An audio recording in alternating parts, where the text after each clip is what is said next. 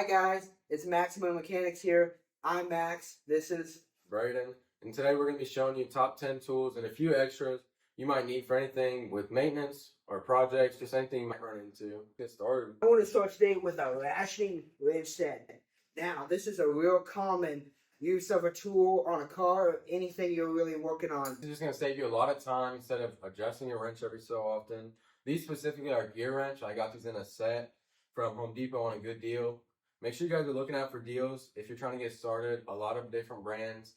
HyperTough has a few different ones, like master sets is what they're called. They're kind of more high end. I believe Gearwrench started the ratcheting wrench. This is a millimeter, and that is a standard. Yep, so, and these organizers are just from Harbor Freight. Just very good, versatile tools, I'd say. Yes, they are, and they come in many different sizes and shapes, so any hard job, it can make it a lot easier. Let's go with some pliers. It looks like he's got some cutting pliers, but they give you more of a close finish with their design. And another type is needle nose. Now, these are great for tight spots, especially when you're trying to get a bolt or a screw that fell down, and you just go in there and you take it out. Then I also got some Channellocks. These are Channellocks specifically, but they're slip joint pliers.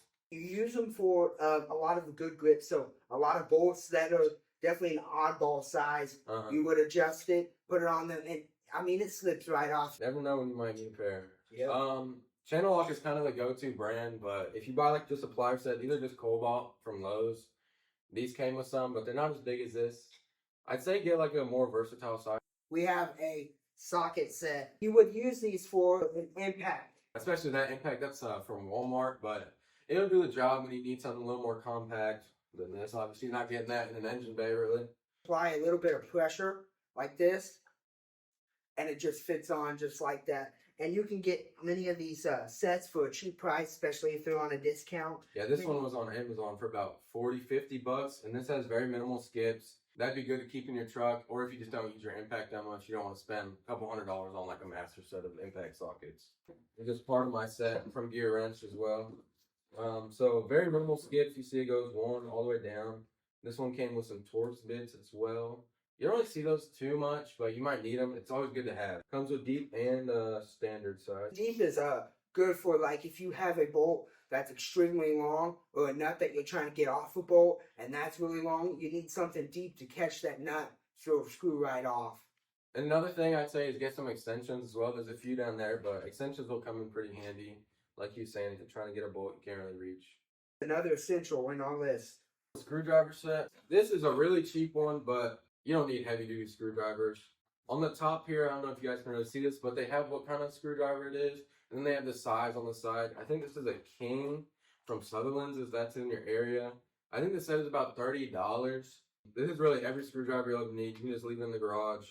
It's got a lot of Torx. It's got slotted Phillips. They are magnetized on the end. You can see the black tips are typically magnetized. That's pretty handy. Yeah, it is, for sure. Especially if you're trying to get a bolt or a screw that has dropped down and you're trying to pick it up. Very neat, very good essential for car mechanics. Now, those ratchets. That one's a Quinn from Harbor Freight, 1/2-inch drive. Maybe you got a little bit bigger of a bolt than if you wanted to use a 3/8 drive or a 1/4-inch. Just like we were talking about, these sockets. Instead of using an impact, you can also use a ratchet, and this can get on a bolt or a nut. I mean, it can get it off. Old Faithful, as they would say, been used for years until impacts became more common. I'd say one of my favorite things is the comfort grips that comes on some of these sockets. If you're working out in the cold, you don't want to grab this bare metal, get you a better grip on there. They're oil resistant, so they won't get all slimy. Always clean your tools. They will get dirty like crazy, but cleaning them will help the performance for sure. Especially if you buy a nicer set to start with. You don't want to gunk them up and have to replace them.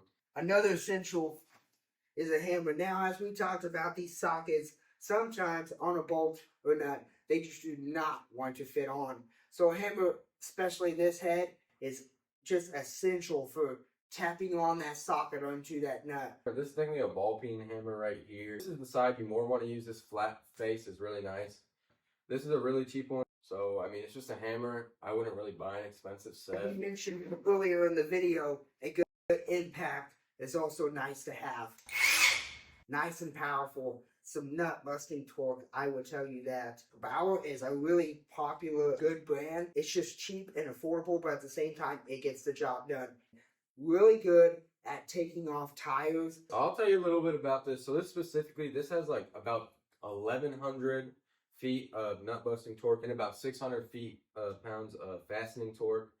But this set with the 5 amp hour battery, a charger, and the tool itself was about $130. This is really nice. I like the light. Really helpful if you're stranded out on the road. We'll do a little demonstration for you guys on my truck. A good luggage would be fantastic. A lot of these sets, it'll come with a 4-way specifically with your spare tire if your car comes with one. I know nowadays they aren't coming with spares and all that anymore. But you can find these sets. I would just get a 4-way. They're like $10. Yes, a very good essential to have, especially during the winter time. This is a tire inflator. This is one that you hook up to an air compressor. This shows it's got a little digital screen there. You can change your units. When you put this on your little air hose cap, it'll tell you your reading. Jack stands are really good when you're working on your car. You'll use one of these huge jacks, or they have smaller ones, but these are really popular. They're not terribly expensive. You would use one of the jacks and jack it up and put these on the frame of the car. They're really basic. So you take this little pin out and you can adjust it as much as you want, and then put the pin back in really secure, and then it won't go down, and that's really nice to have. I'd say just safety first. You know, you're kind of playing with your life if you're just under your car. A 4-ton jack. That is a little overkill for most people. This thing will probably last a lifetime, to be honest. It's got rapid pump, which minimizes your time jacking the car up. It's got nice wheels. It's heavy, so you need nice wheels. And let's get into these ramps. If you can't afford a jack, these are the best affordable option if you need to do an oil change or just anything under your car. And these work for a lot of vehicles. I put my truck on these. These have about a 1,500-pound weight limit. Be extra safe, especially if you're working on a low-to-the-ground car. Definitely put the emergency brake on. Use blocks, use weight, anything to stop your car from rolling backwards. So we're going to give you guys a quick little demonstration with our Harbor Freight tools, jack and impact specifically. So you see, this is where you really want to jack up your vehicle. This is the frame right here. This is the strongest part of your vehicle.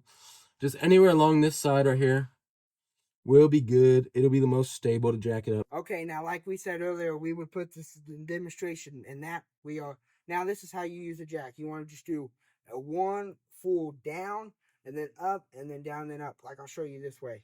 We do have it somewhat on there, just so we got in the right place. But you can see the truck is lifting up. We'll just make sure the wheels are off the ground. Like I'm doing now, just one big pump, down, and then up. There you go. Now, do not forget to check the tires off the ground. Do a spin, and it's off. I'm going to use this impact. Just going to put that baby on there. Yeah, do not over tighten them. Yeah, so we're just going to put that on there good. There we go. So when you're putting these back on, you definitely want to put these on by hand first. You want to cross thread them. Work those fingers a little bit. All right, now we're going to tighten this wheel back up. Yes.